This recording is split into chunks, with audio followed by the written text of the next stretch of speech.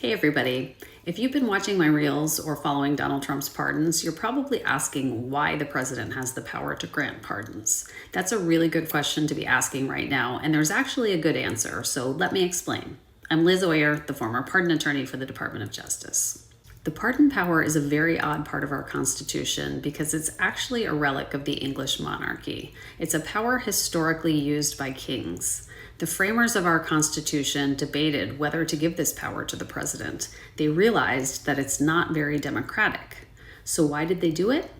Well, they believed that the justice system sometimes produces outcomes that are too harsh. They wanted a safety valve that could be used in those cases. What they had in mind was cases of wrongful conviction or cases where the law requires a punishment that really does not fit the crime.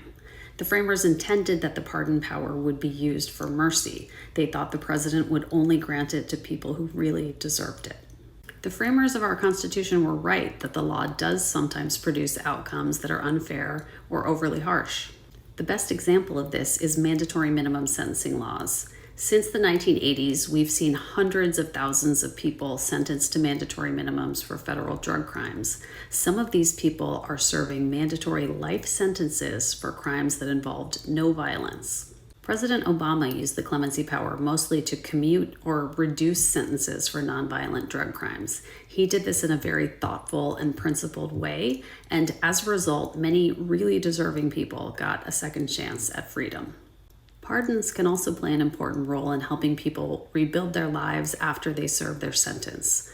Full pardons are generally reserved for people who have completed their entire sentence, repaid all their debts, and demonstrated exemplary conduct in the community, including rehabilitation and remorse over a lengthy period of time. Pardons can help deserving people overcome lifelong consequences from a criminal conviction, like barriers to housing, employment, and credit. Our founders just assumed that our president would use the pardon power for the public good, but sadly, that has not been the case with Donald Trump. I'll talk more in my next post about what Trump has done